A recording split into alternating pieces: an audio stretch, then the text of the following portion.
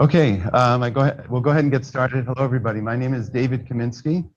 I'm a pulmonary and critical care physician, and I've been on the IRB since, I think, 2000, and I've been the chair since 2016.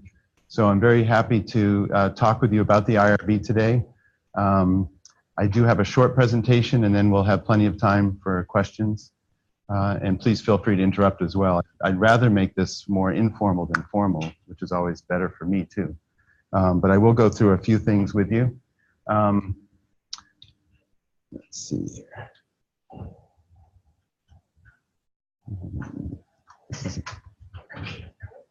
I wonder if the mouse will do it. Let's see if that will. There. Okay. I wanted to start off with this, this slide because many years ago, I actually don't remember when it was about 15 years ago, Time magazine published this article. And it was in reference to a death that occurred at University of Pennsylvania. There was a young person who got an experimental drug and died during research. And what was appalling to all of us on the IRB at the time, and probably everyone around the country who does human ethics research committee work, was that this sent the wrong message by far to the community, that humans are guinea pigs when they participate in research.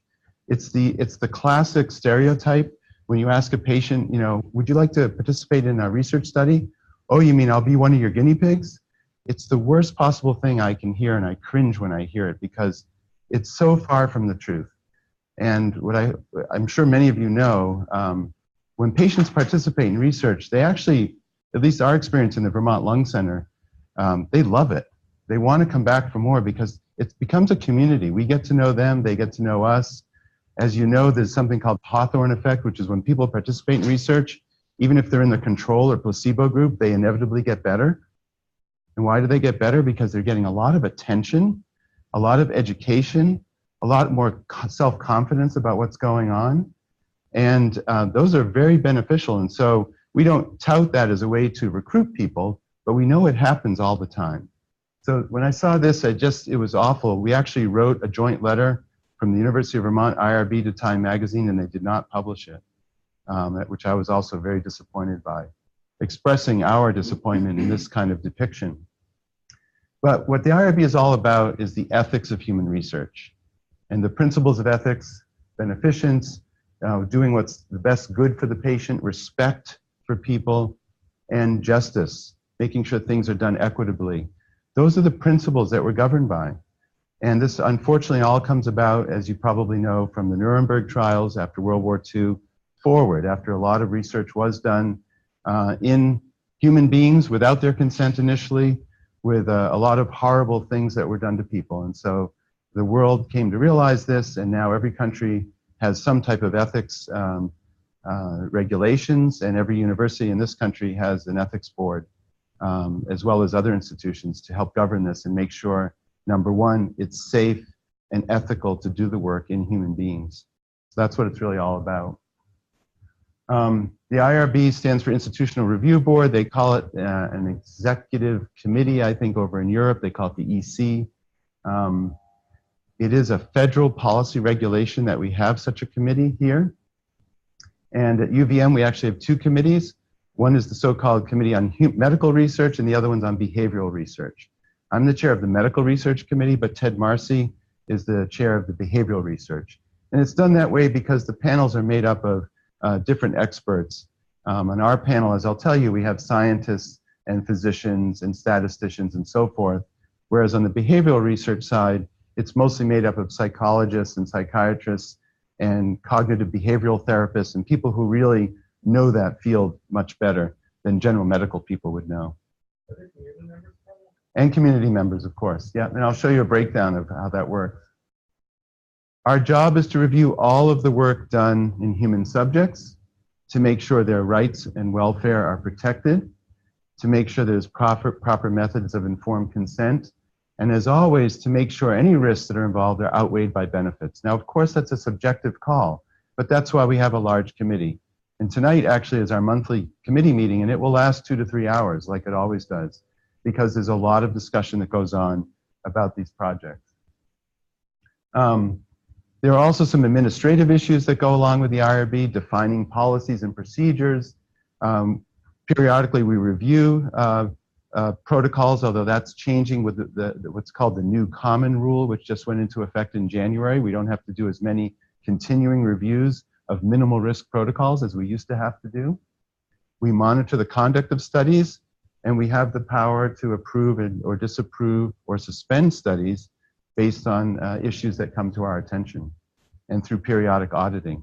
So we are both the policy maker as well as the oversight for conducting ethical human research at the university.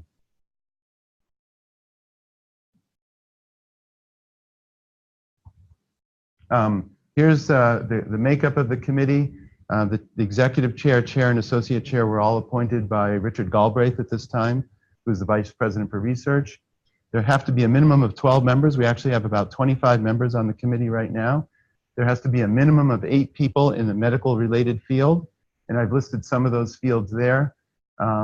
We have representatives from the Clinical Research Center, pathology, nursing, medicine, science, etc. And then we have to have at least 4 members who are non-medical, non-scientific.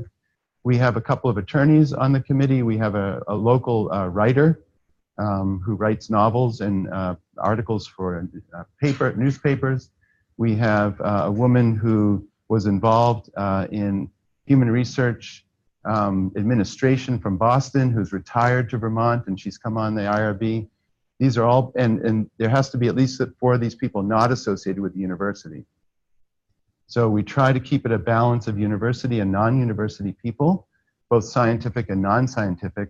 The lay input is extremely important, as you can imagine, because we all live within a certain bubble, certainly in terms of language and concepts, and it's so important for someone outside that bubble to look in and be the actual potential volunteer and read the consent form and make sure it makes sense. We do meet monthly. Every protocol is reviewed by a primary and secondary reviewer, much like grants are reviewed for research. We each get about 1 or 2 assignments per month, depending on how big the agenda is. This week we have, tonight we have about 15 protocols in total. So I'm reviewing 2 of them. Usually I get by with just 1 because I do a lot of other work too, so we're all going to be busy tonight. The reviewers present their findings. Everybody reviews the so-called lay summary and consent form. There ensues a discussion. Sometimes the discussion is 5 minutes. Sometimes it's a half hour. In fact, one of my jobs as the chair, which is challenging, and this is true of any chair of any committee, right, is keeping people on time. So we keep that moving forward. And then we vote, and it's a majority vote to approve or disapprove, or so-called table a protocol, which means it needs to come back to the full committee for an additional review. Most of the time we approve most protocols. Rarely do we disapprove. There has to be a major issue going on, and not uncommonly do we table protocols, and I'll explain why in a little bit. And these are the things we're looking for. We do look for scientific validity, but it's important to emphasize we're not the scientific review committee. We hope and rely on these grants and proposals coming through having been vetted by the scientific community, whether it be in your division or by NIH, a funding agency, because while many of us can do a scientific review, that's not our charge, that's not our job. Unfortunately, a lot of reviews do come through with poor science, and we get hung up on that and have to send it back. It gets tabled or even disapproved sometimes.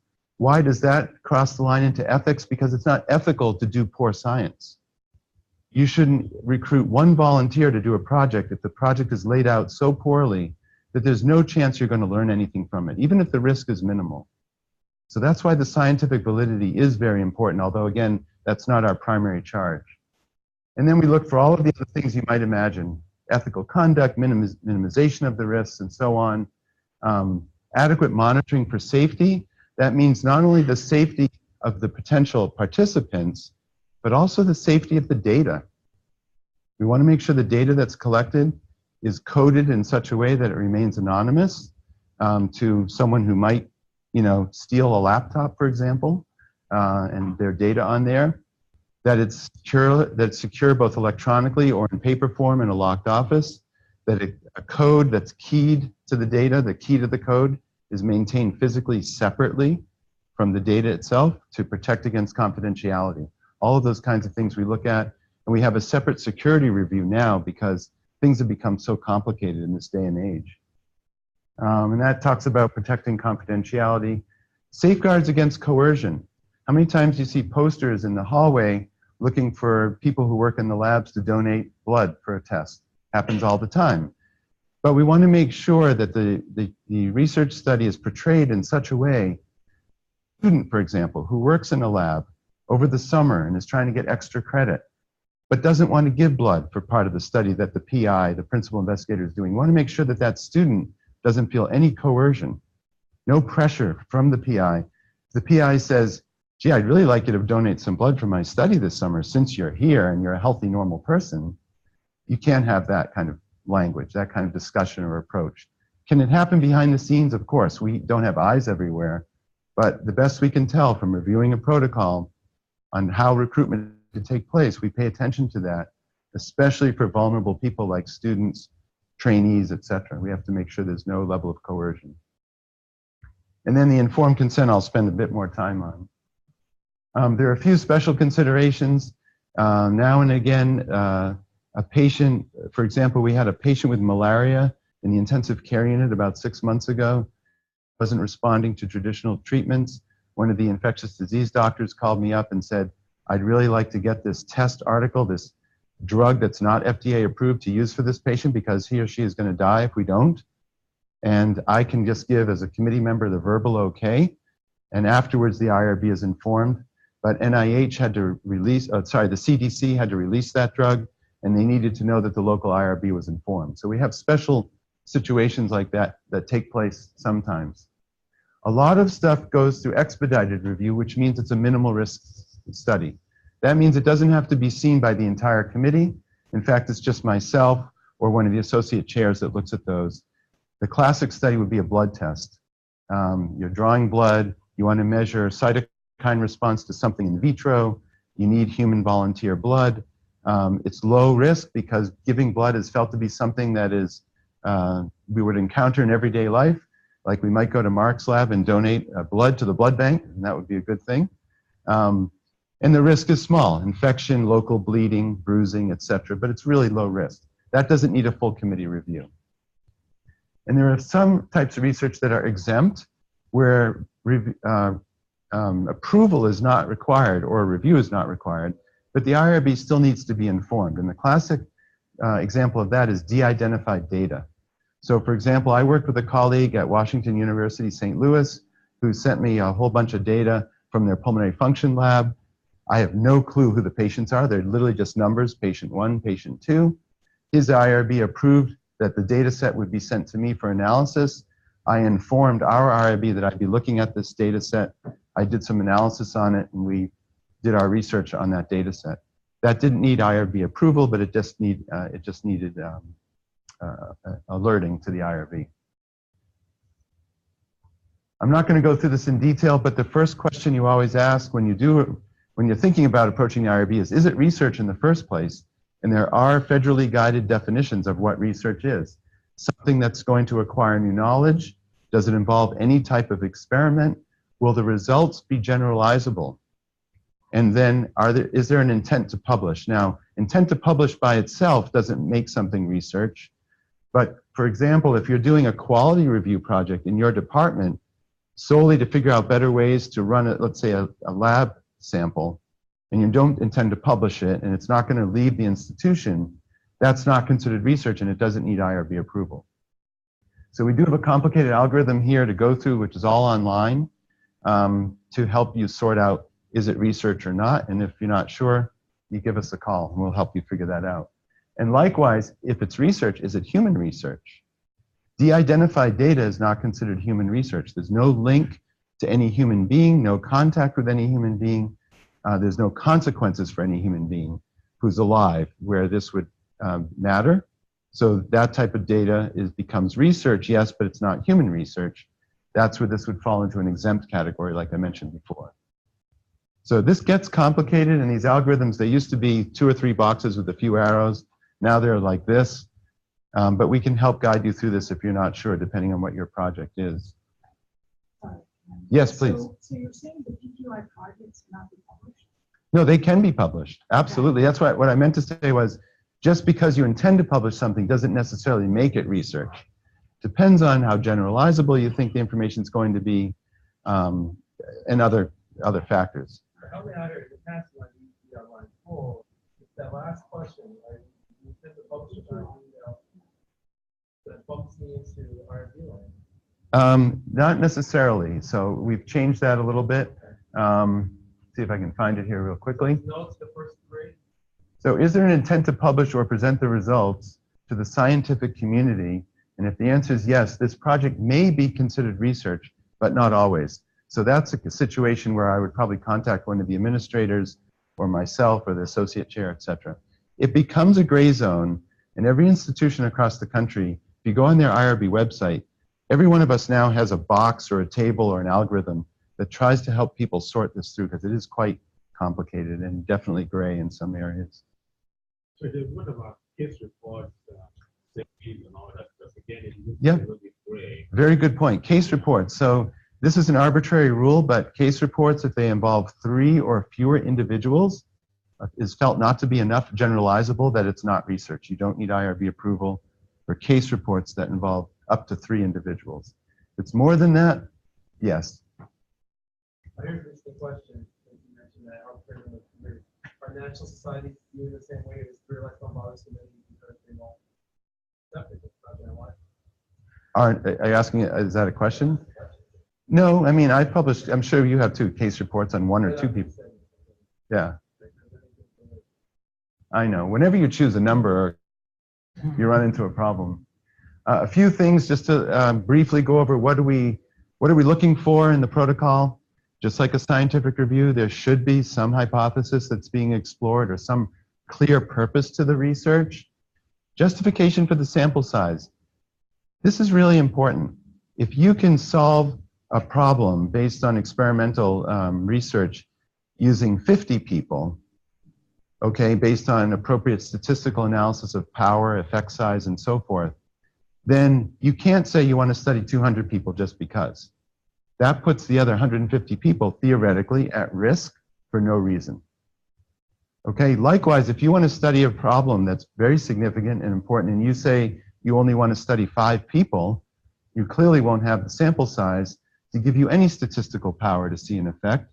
It's not ethical to study those 5 people and then quit without a good result coming out of that.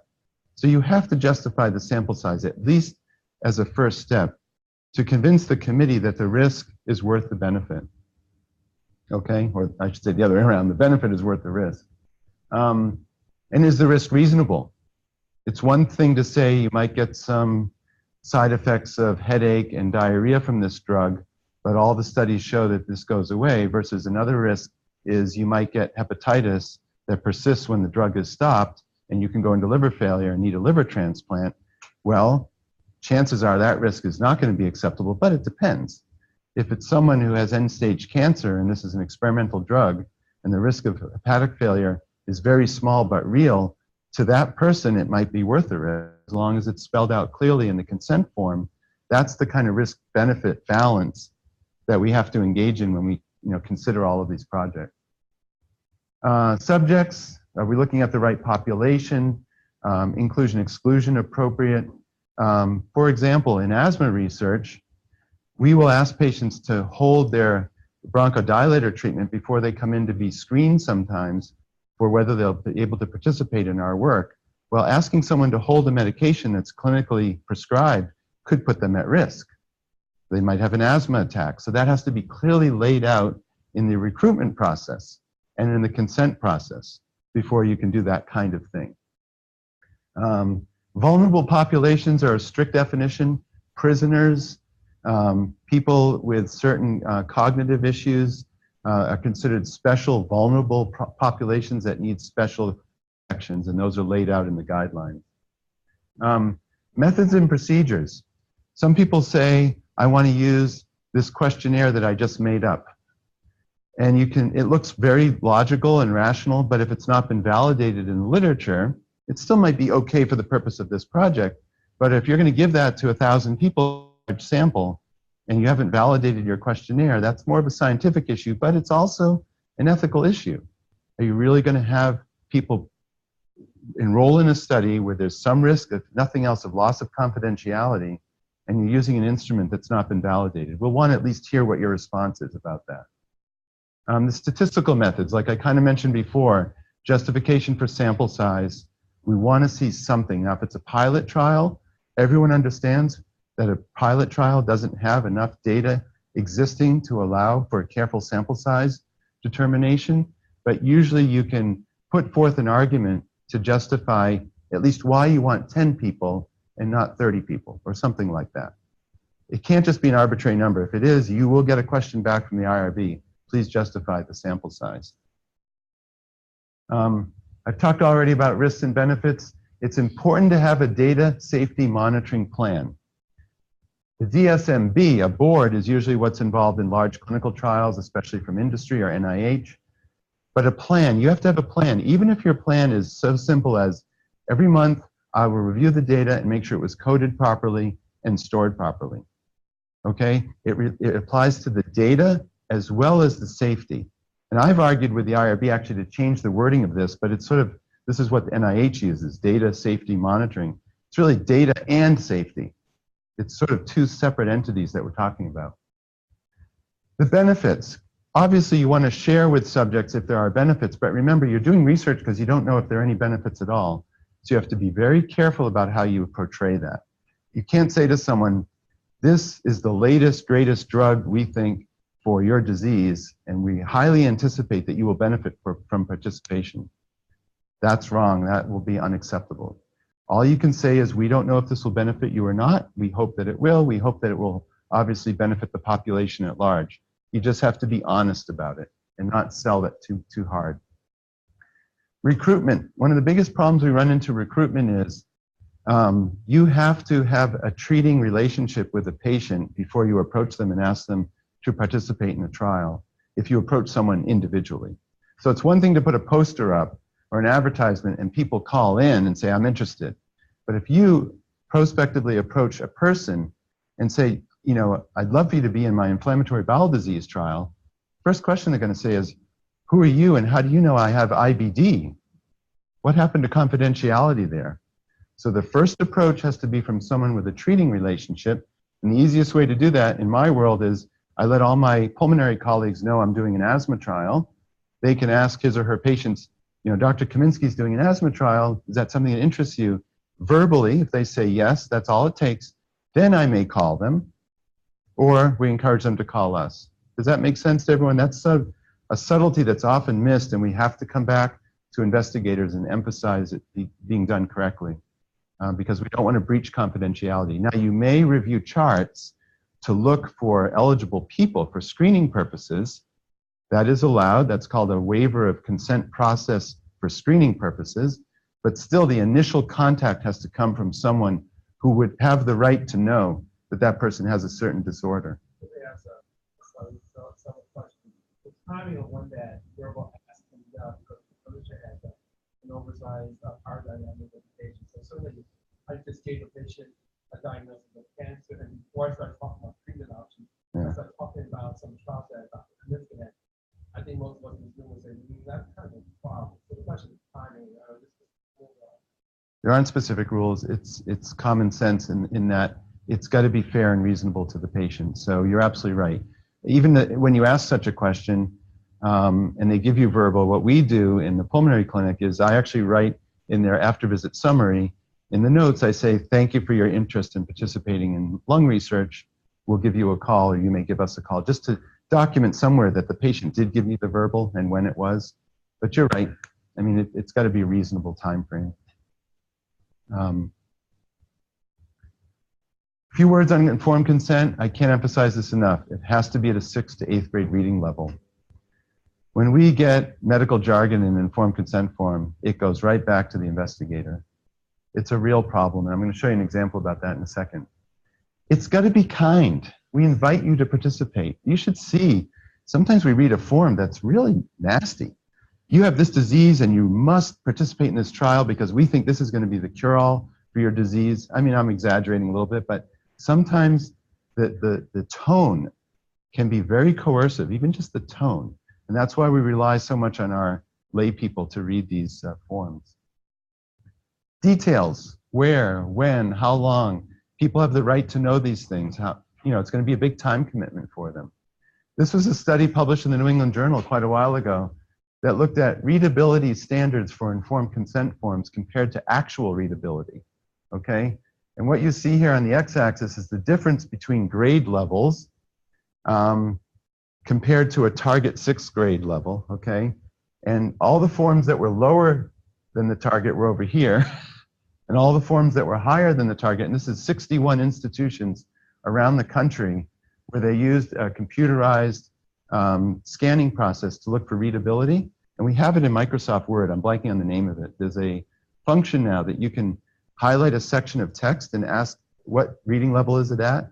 It depends on the length of the words, the length of the sentences, the types of words, how many punctuation marks are in the sentence, etc. That's how it sort of figures this out. Well, it turned out that on average, these reading levels were 3 grades too high, if you look at that curve. And over on the right is an example. The 6th grade level would say, taking part in this study is your choice. If you decide not to take part, this will not harm your relation with your doctors or the university. Whereas a college level, you voluntarily consent to participate in this research investigation. You may refuse to participate in this investigation or withdraw your consent and discontinue participation in this study without penalty and without affecting your future care or your ability to receive alternative medical treatment at the university. Takes my breath away just reading one long sentence like that, but that's just an example. So we can't emphasize that enough, and I'm just as guilty as anyone else. Every once in a while a word of a medical jargon slips through. I'm so used to using certain words, so it's nice to have someone else look at these forms. Risks and benefits have to be outlined clearly. You can't oversell the benefits like I mentioned. It's important to remember to tell people you don't have to do this. The alternatives available are not to participate or to talk to your doctor about all the standards of care that are available. Sometimes people don't know at all what to do. They have peptic ulcer disease. They don't realize they should take an antacid.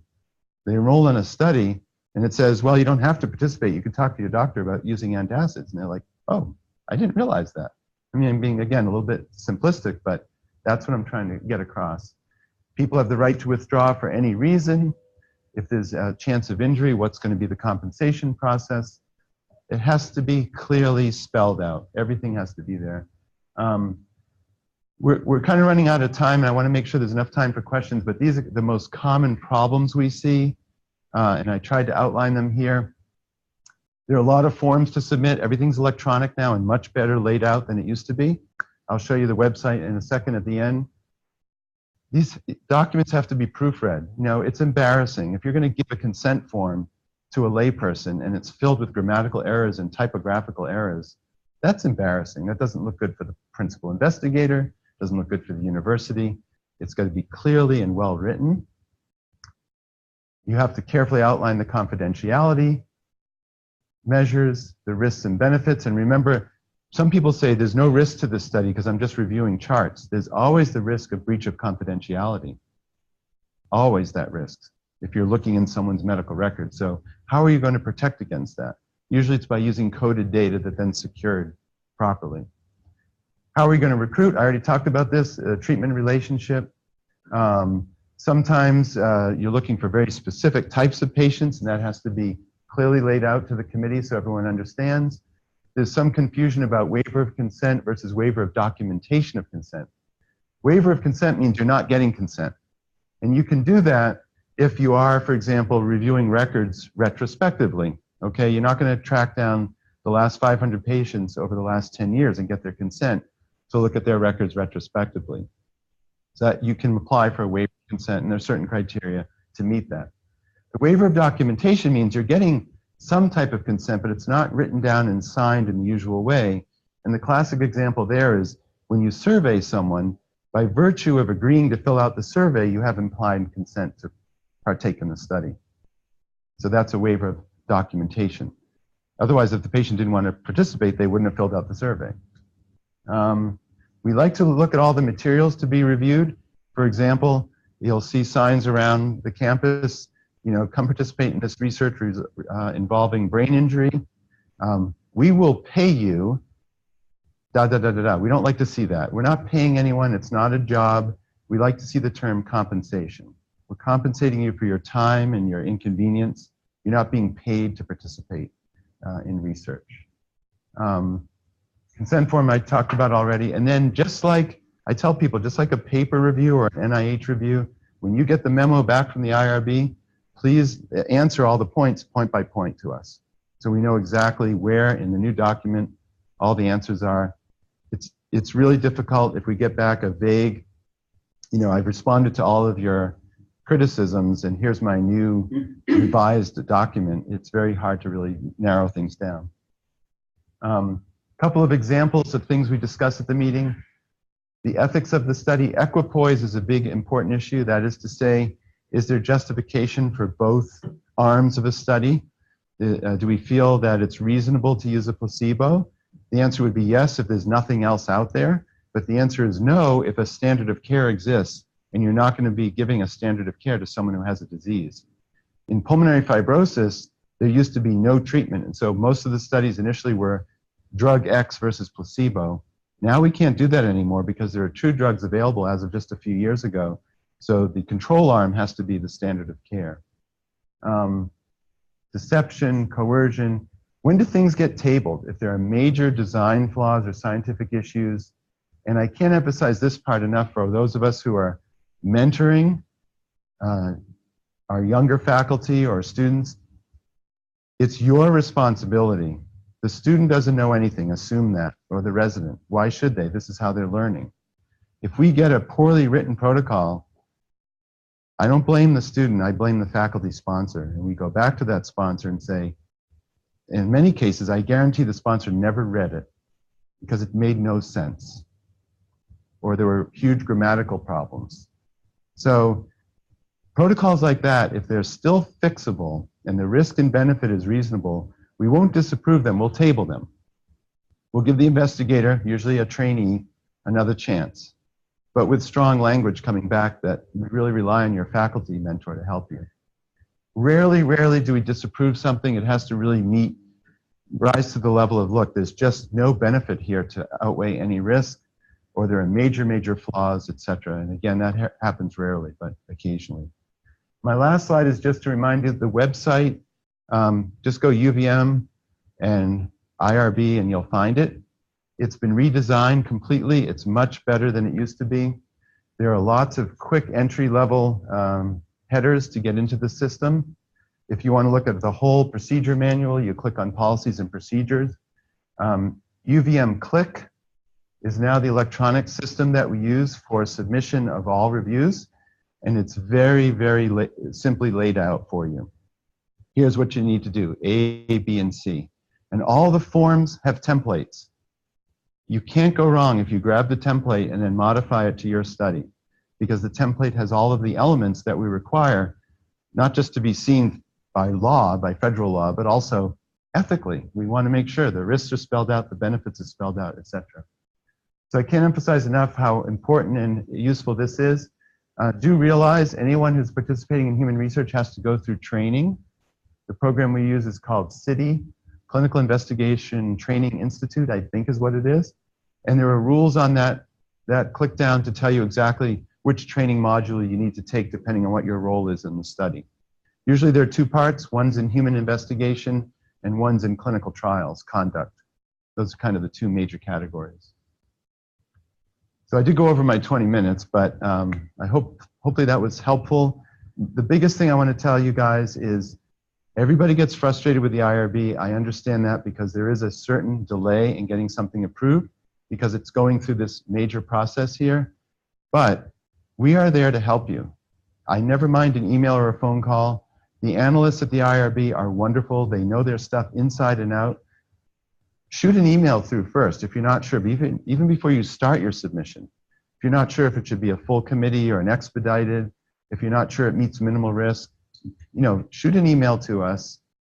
Someone will answer you, and it will really save a lot of time and frustration. Once it hits the IRB, it gets analyzed internally. Once a month, the full committee meets like we are tonight. Otherwise, the expedited stuff comes across my desk, my computer, every single day. And so it does through the associate chairs. And she and I try to get through them 24, 48 hours on our end. It goes back to the analyst. You know, within a week, you can usually get the expedited stuff back to you. Okay? Any questions or thoughts? Yes. You go ahead. I saw you first in my line of vision. It seems like a majority vote yes, and what happens if it's very close? Do you then give feedback back to the submitter and tell them that, well, we approved it 13 to 12? You tell them what the vote is? Okay, that's an excellent point. First of all, I've been here a long time. That rarely happens. We sometimes get one or two people voting against, and truly most majority, the huge majority voting for. But if that happens, the answer is exactly what you said. In a memo back to the principal investigator, we'll relate the discussion from the committee. People approved this, but there were still some concerns here and there.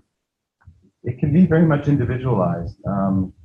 If it's a 13 to 12 vote, we would probably rediscuss and re-vote on something like that, because it is too close.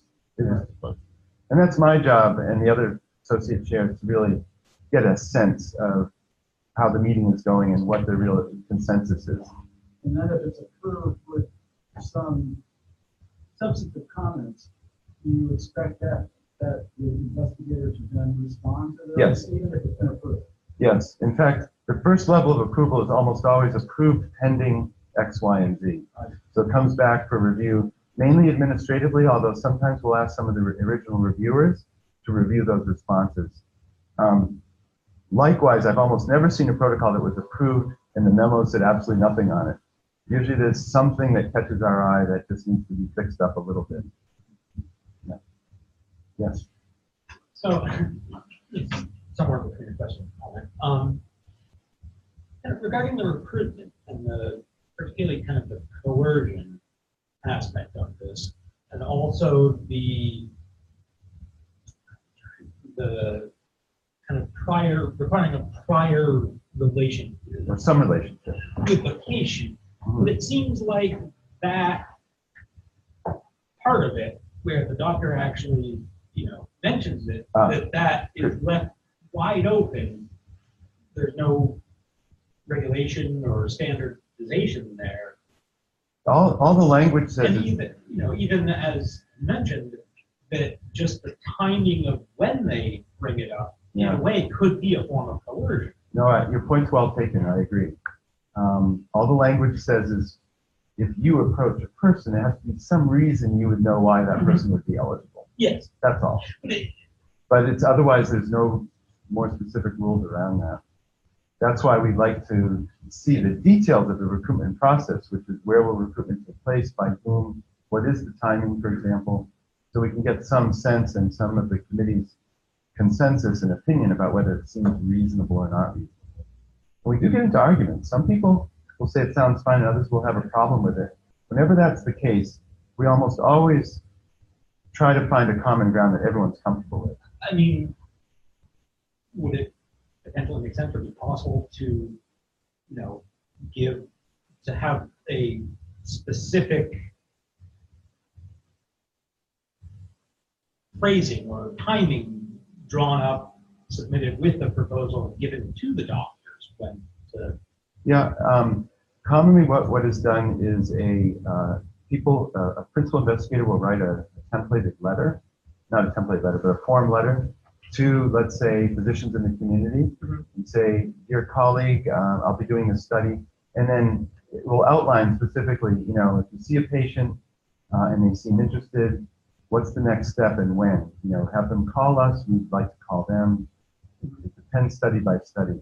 Other than that, though, again, there really aren't strict guidelines on that aspect of it, just to make sure you're not approaching someone cold. That's a good point. Coercion is a subjective kind of a judgment call, for sure. I will tell you, I'm sensitive to that, obviously. And when I talk to patients, I explain and I propose that they might be a candidate for the study. I usually say, I want to make sure you just know of this opportunity.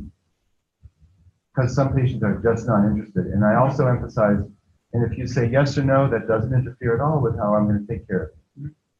But at the same time, a lot of patients jump on the chance. They really like to be involved, especially, maybe it's just in our world, in the pulmonary clinic, but older people who are retired and have some time in their hands, they like to be involved. They come in, they see us, they get tested. Again, we tend to become very close to them, almost as patients after a while. Other questions, comments? Is anyone, are people out here doing human research or not necessarily? Yeah. Any bad experiences with the IRB or? Okay, well, thank you very much. And again, please email me or contact the IRB if you have questions, okay? Thank you.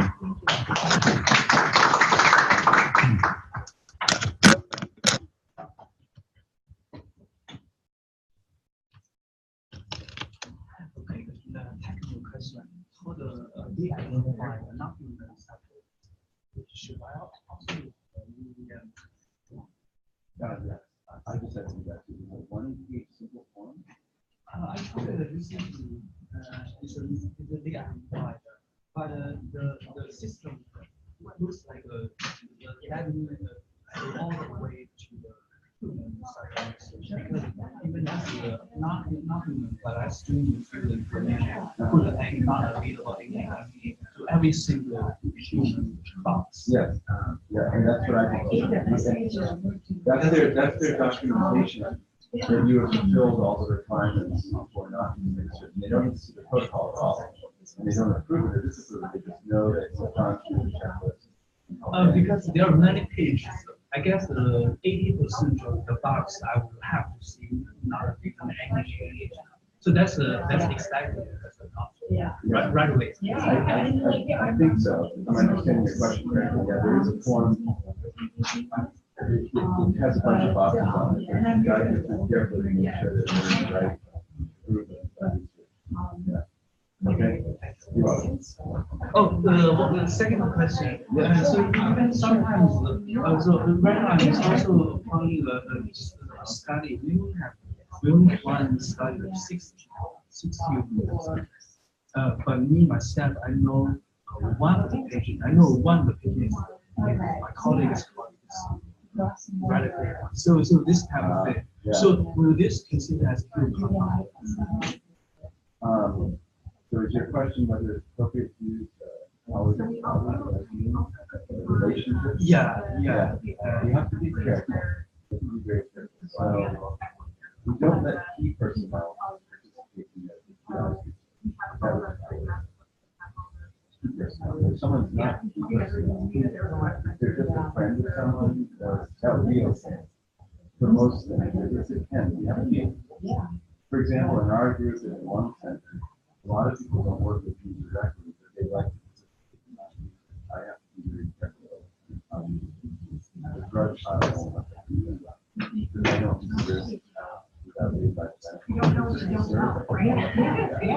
I'm just dynamics. I'm not sure what I only need is blood, no blood. Okay. I think it should be okay as long as the person is not a direct part of the research project. No, oh yeah. So I'll do the PI. Yeah. The co-I will be the patient's right. The co-PI knows. Yeah. The co-PI knows. I think that's okay. As long as the patient it gets a little tricky sometimes. If you're ever not sure, like I said, send an email. They can, I don't know all the rules. They don't. But that sounds easy. Okay. Yeah, good luck.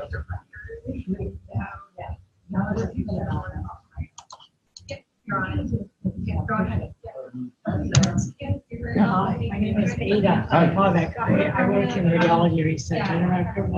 You're familiar with my name, you've seen it, so that's me. Okay, great. Just wanted to introduce myself. Oh, good. Yeah, Thanks a lot. yeah, thank you for the talk, it You're was welcome. great. Okay. Yes. Thanks. Thank you very much. Welcome.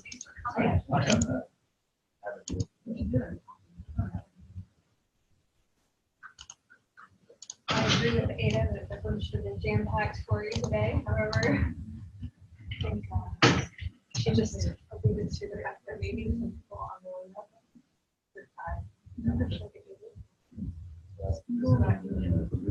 yeah, like that. So she was laying out. She yeah,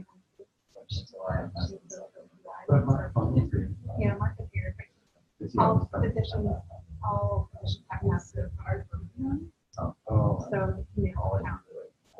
Have you learned that? I did get this one. It's funny because I opened up with you. Yeah, there I am. Yeah, I mean, it was after that. Yeah. Yeah. Well, in based on the conversation, you get both there. Yeah.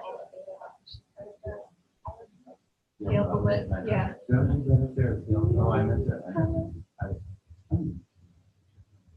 modified that. Okay. The old one. Okay. She and I developed that with me. Yeah. I think that would, I mean, that kind of leads into other things that.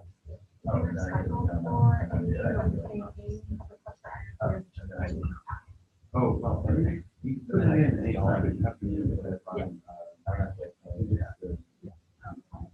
We always use the third Wednesday of the month, it has to be the first. The last Wednesday of the previous month. Okay. They just changed it. Okay. So for full committee, you have to do that. Otherwise, you go in. Next, you gotta.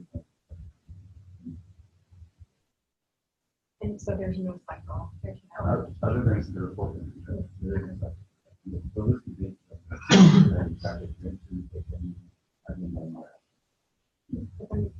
I'm just thinking forward and trying to. Just curious if there's an opportunity to talk about the top 10. You know, so maybe that's what the top 10. Shooting concerns. How to make the future. And I don't know if it's you and if there's a big enough audience that would be interested to. Yeah. So would that be valuable? Do you think that would be valuable for the audience? Yeah, I think so. I mean, I covered. Yeah. Everything. Great.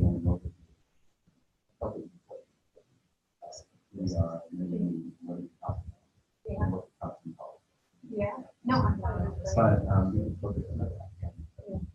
You'll get feedback. No.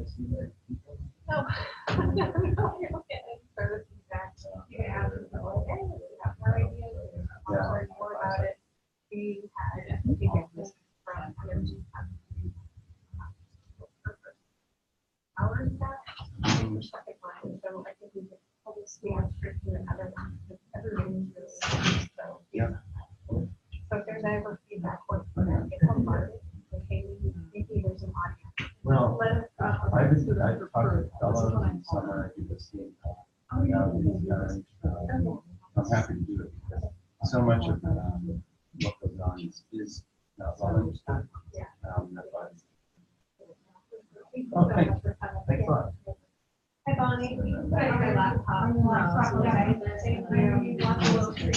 I appreciate it. Thank you. Yeah.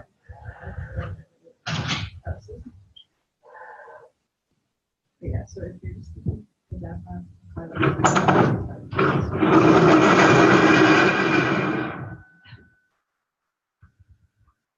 That's sunlight up here. Beautiful brown there.